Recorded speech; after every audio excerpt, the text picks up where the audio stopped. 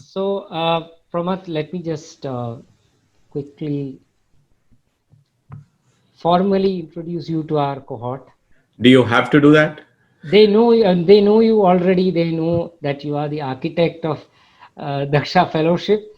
Let me just quickly say that Pramath, in addition to the work, of course, that Daksha is currently serving as founder and chairman of Harappa Education, which is a very interesting startup doing excellent work in the realm of skills and habit formation. Some of the things that I mentioned, which are very important for a practicing lawyer, such as presence of mind, effective communication. Harappa is doing some excellent work. And of course, before all of this, Pramath was the founding dean of the Indian School of Business and co-founder of Ashoka University and the Young India Fellowship. So over to you, Pramath. Well, thanks very much, Anant, for inviting me to do this. And first, I want to congratulate all of you for being selected and also for selecting the Daksha Fellowship to spend your next year on, because obviously all of you are extremely talented and bright and have many options and can be doing multiple things in your life at this point in time. But the fact that you've chosen us and chosen to come here is something that I'm very deeply grateful for, but also wanted to congratulate you on. Good choice. I'm pretty confident that you will have a great year ahead. The topic that I was asked to talk about was to talk about fellowships in general and the ethos of these kind of programs in general. And I will take a few minutes, but I would really like to make this more interactive and make sure that we give you enough time to ask me questions. I'm much more of a conversation guy than a speech making person. So you'll help me out if you can actually ask me questions once I'm done with a few opening remarks. I want to touch on three things.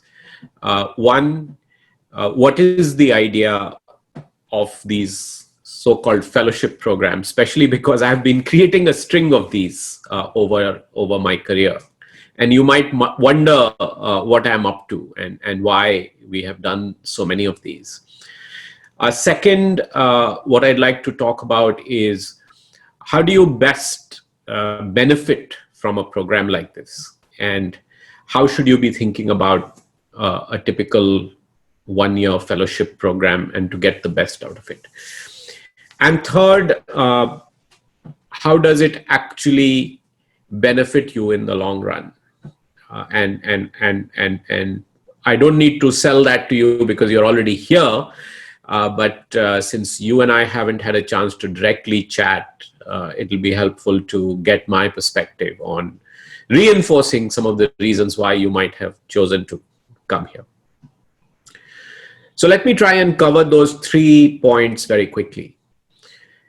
The first point is really why these fellowships are so critical and so important in the context of higher education in India. The fellowship idea was never a fellowship idea till we came across, till we started the Young India Fellowship, which interestingly is now in its 10th year. So I've been thinking about the idea of a fellowship and working on different fellowships for a little over 10 years now. But the seeds of this were sown when we were setting up the Indian School of Business, ISB, which started in 2001. And my guess would be that we started working on the ISB idea way back in 1996. So we are talking about 25 years ago. Some of you probably were not born. I don't know exactly what age some of you are. Some of you must have been toddlers, but this is an idea that is roughly 25 years old. And very quickly, let me tell you why this idea makes sense from an education perspective and why it has become so popular. You see, what happens when you're setting up a new institution, The question becomes, how do you set up a new institution and still make it a high quality institution? Okay. What typically happens is that when people set up something, they say, oh my God, making it high quality from day one is very difficult. That's the intuitive thinking. The logical thing is, how can it be great from day one? It will take time to become famous because, the best universities, the best colleges, the best programs have been around for decades and sometimes centuries. So how do you start and make something great from day one, or claim that it's high quality or world class from day one? So the challenge before us was, how do you challenge that and say that, no, we can make it world class or high quality from day one? And what would it take to make something high quality in education from day one? So if you break that problem down further, you ask the question, what makes an institution great or a program great, right?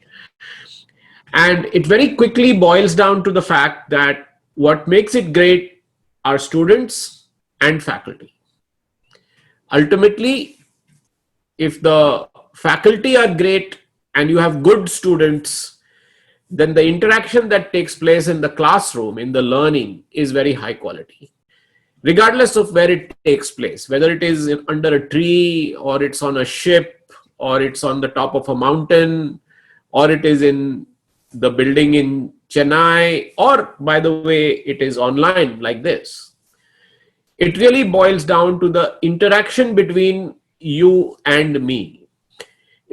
If somewhere during the course of this 1 hour, I leave a mark on you, even if you're not seeing me physically and I'm not in the room with you, you will go back impressed, inspired, satisfied, fulfilled, feeling excited, with lots of ideas going on in your head to say, wow, I learned something new today, or there's some new direction that I had not thought about. How do you make every interaction that quality? Okay, is really what a great educational program is about. Unfortunately, the reason all of you are here and the reason I get excited about it is that unfortunately our school and college education in India does not ensure that at all. In fact, most of us have pretty bad stories. Even if we went to some of the top institutions in India, I went to IIT Kanpur 30 odd years ago, and I can tell you that my interactions with my faculty were not like that. My interaction with my friends, by the way, was probably a lot more like that, because they were people who were really bright and had been handpicked through the entrance test, and several of you would have experienced that in your colleges. But our faculty left a lot to be desired.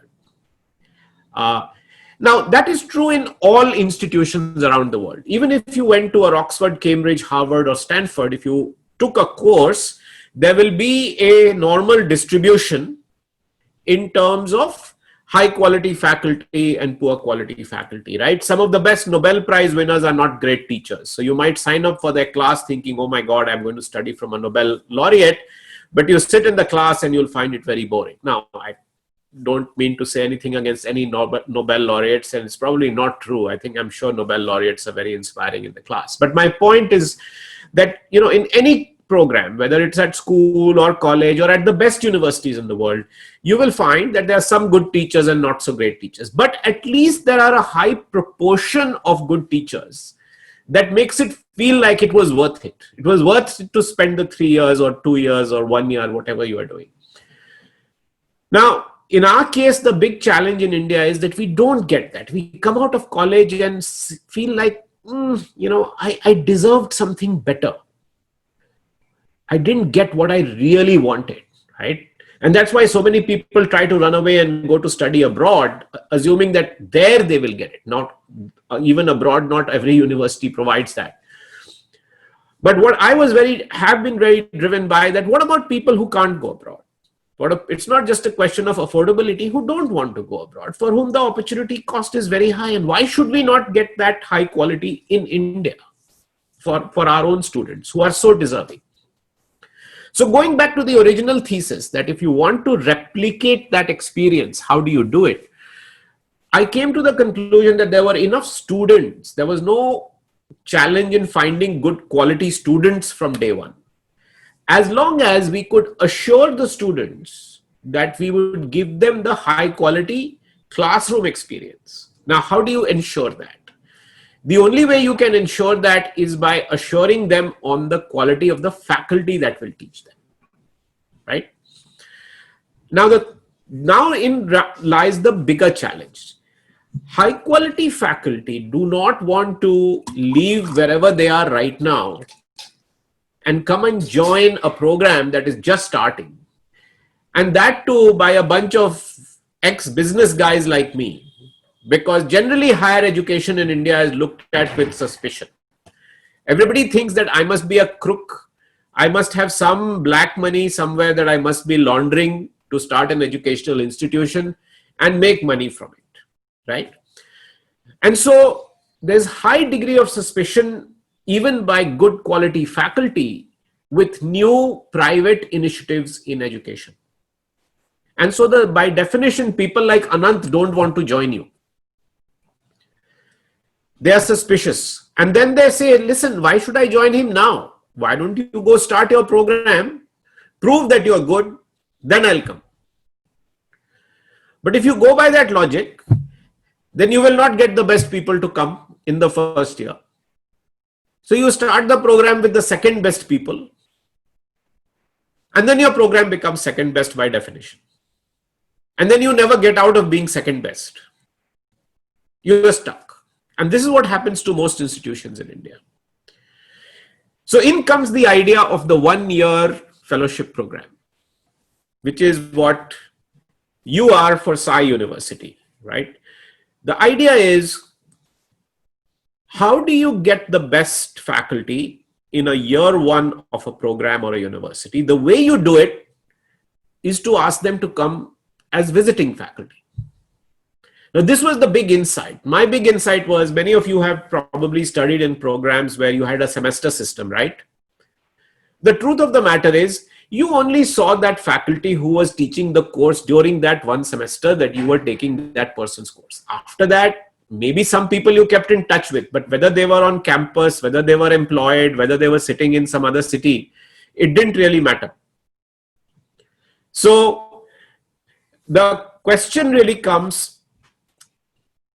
if having somebody permanently with you doesn't matter, then why not get somebody to come there temporarily and teach? And so we created this whole 1-year ISB program, which was populated by visiting faculty from around the world. But for the students, they are not visiting. They are there. They are there throughout. They are immersed with them in the classroom, being inspired, feeling like they are learning from them. And these are handpicked to be the very best. So you are actually not doing a normal distribution. Now you're saying, I will only bring in the best teachers. So suddenly you are changing the game completely to say, even the best universities in the world can't only provide the best teachers. But in this model, you can, and from day one. And that was really the success of the ISB in the first year itself. And within 6 years, it became a top 20 institution around the world. From there on, I went on to help create the Young India Fellowship Program, which was the same idea, not applied to a management or a business degree, but to a liberal arts degree. From then, I went on to create the Vedika Scholars Program for women, which is a combination of management and liberal arts. Same model, 18 months. From there, I also went on to create the Naropa Fellowship Program, the Anant Fellowship Program, and of course, this year, the Daksha Fellowship in Chennai, and something called the Nigerian University of Technology and Management Scholars Program, the NUTM Scholars Program, which is starting around the same time as you in Lagos, Nigeria. So you have a twin in another country. And they are focused on technology and management, whereas you are focused much more on law, technology, and policy. So it's that same lineage of 25 years of experimentation that has brought us here. And the exciting thing for you is that while this was an experiment in the early days, you are now part of also an experiment. in a different domain. I believe that innovation not only comes from coming up with new ideas, but taking old ideas and applying them in new contexts. And this is an old idea. This is a proven idea that we have applied in a new context, which is your context. I'm really glad that I was able to arm twist Anant to lead this. And he has wholeheartedly adopted this model. He's of course bucked the trend and joined full time. So he's made his full commitment to this program. He's not just visiting, and he's been able to go out and convince other people to join our faculty, as well as get an amazing array of visiting faculty who are going to teach you during the year. And I would guarantee you that you will not find this collection of high quality, consistent teachers anywhere. Certainly not in India, and I would say even in the world, right? And I'm not making this as a false claim. I'm only saying it is that is our benchmark for inviting somebody into the classroom with you as you go through the Daksha Fellowship program. Anant, am I making a false claim, or are you reasonably comfortable that I'm making a reasonable claim? Reasonable. Yeah, I'm learning the legal language of hedging my bets, right? Because with so many lawyers here, they might hold me to my claim. But I think it's at least that's our attempt, and you should really look to experience that through the 1 year. Very quickly, my second. So that's the reason. That's the thinking behind the fellowship, and there's a lot more to it which you know about. But the basic skeleton of this program and how it is conceived and created is, number one, to make sure that a bright set of students, which has been carefully selected and curated, paired with a highly inspirational set of what I call rock star faculty, are coming together. And that creates magic as far as I'm concerned. My second point is that magic ultimately will impact you in ways that you will not right now imagine. But one thing I can guarantee you from all of these programs that I've been associated with, you're going to change and you're going to be completely transformed at the end of this 1 year. You won't know what hit you. Okay. You'll go through the year trying to juggle many things. It'll only be in hindsight towards the end of the program when you start to become slightly nostalgic that, whoops, the 1 year has gone and I have no more time left. That's when you'll start realizing how much you have changed. In fact, your friends and family will be the first to notice how much you have changed. Because your entire thinking, your entire approach to life and to things will change completely. You will become much more engaged with issues. You will become more articulate. You will become more confident. You will debate and argue much more with your parents and your siblings and your friends, but it will all be constructive. You'll also become better listeners. You'll also become more informed about what's happening in the world. You'll have a perspective on what's going on and how to deal with some of the changes that are taking place in the world. So overall, this will be a year of a complete or quite a significant transformation in all of you. And it will be a year that you will never forget. And you will not forget it for the teachers or to the peer group that you have. You will not forget it for the changes that will happen in you through the course of the year. And I'm very excited about it. And I'm again very confident that those changes will happen and you will see them happening to you as you go through the year and towards the end of the year. What you therefore need to do to allow those changes to happen to you is to really take as much from the fellowship as you can. In the United States, they have an expression called drinking from a fire hose, right? So, there are, when there's a fire, the fire tender comes and they put a pipe onto into the pump, and there's a big pipe through which water gushes out, right? And so the idea is that there's a lot of stuff coming at you, and you have to, yeah, and imagine drinking from that huge stream of water that is coming out, right? It's impossible to drink all of the water. You just can't. The volume of water and the speed of water coming at you, you just can't drink it all. But if you at least try to drink as much of it as possible, grab it with both hands and try to make as much of it as possible, that's the best you can do. And I would urge you all to make the most of it. You will not be able to do everything. You will have to kind of do some prioritization, and in the process, you will lose out on some things.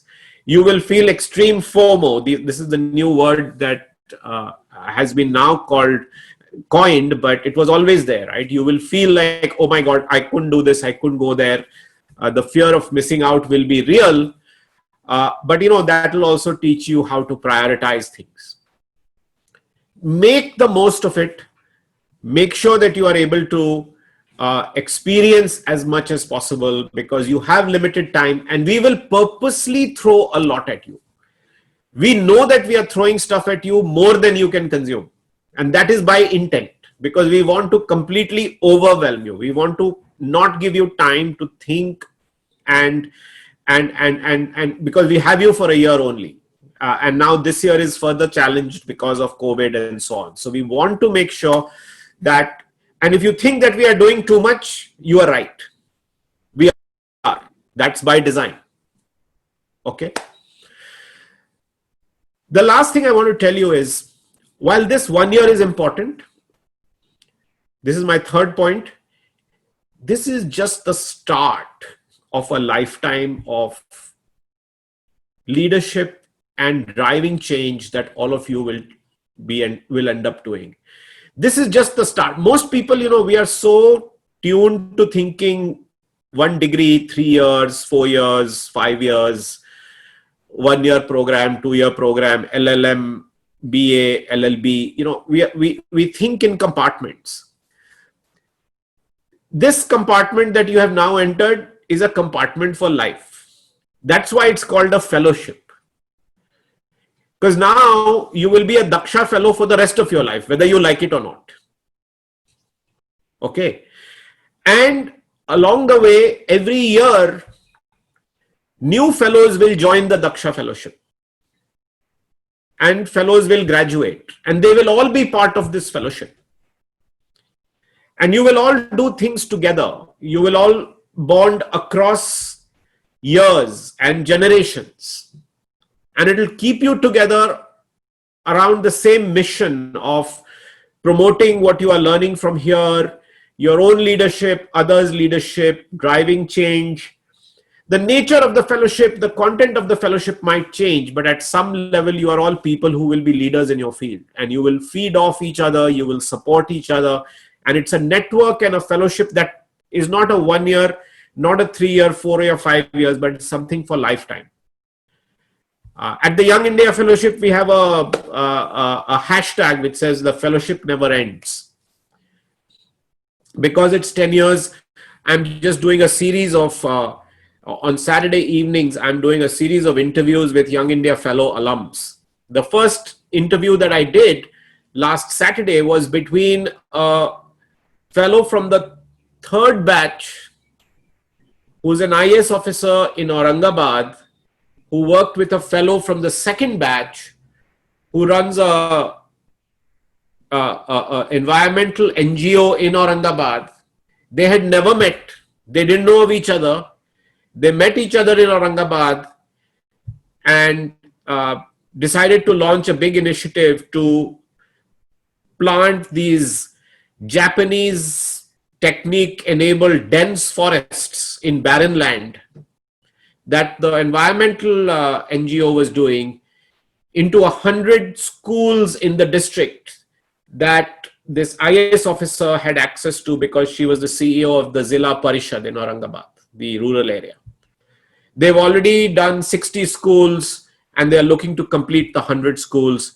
And during COVID, the two of them came together to repatriate very large numbers of migrant labor from Aurangabad to Bihar, where they even called me for help, and I connected them to the Bihar government to get these migrant labors out. I'm just painting a picture of what the future could look like. You will be in similar situations. And our intent here is not to just train you for 1 year and give you an equivalent of an LLM, right? And expose you to bright minds. Our intent here is to transform you forever, so that through the course of this fellowship and beyond, you'll become a whole tribe of Daksha fellows that goes out and does wonderful things in the world. So I'll stop there and open it up for questions. Like I like to always kind of make sure that my points are clear. My first point was really about the nature of this fellowship and why it is what it is. It's an arbitrage on our current education system. It's giving you something that you deserve, which you didn't get for the 17 years that you studied in school and in college. We are making amends for that. Think about this is the universe's way of asking for forgiveness. That, sorry, I damaged you for 17 years. At least I'll give you 1 year of inspirational learning. Second, this is going to be a year of transformation, and you will be changed and moved and transformed like never before in a very short period of time. And you must take all advantage of this as you can, because we have invested a lot in making sure that it's a year of transformation. The best way to make use of it is to absorb and grab and take as much from it as possible. And finally, this is not a 1 year program. This is a lifelong program. And you are now part of a bunch of people who are going to go out and do amazing things in the world. And of course, you have the bragging rights that you were the first ones. The first batch is always very special. The first batch is special because you don't know it. But you know what? You are risk takers. You are early adopters. There are probably another 1,000 people out there who could have applied to this program this year, but they are all saying, like those permanent faculty I talked about, no, let's see if this program runs for a while, then I'll come and check it out, right? You all said, yeah, first year program, unproven, I don't know these guys, will it work, will it not work, but what the hell, let me go, I want to do this. That in itself shows that you have a DNA for risk taking, and you've got a DNA for leadership that others don't have. And that will always make you a very special group of people as the founding batch of this fellowship program. Congratulations and welcome.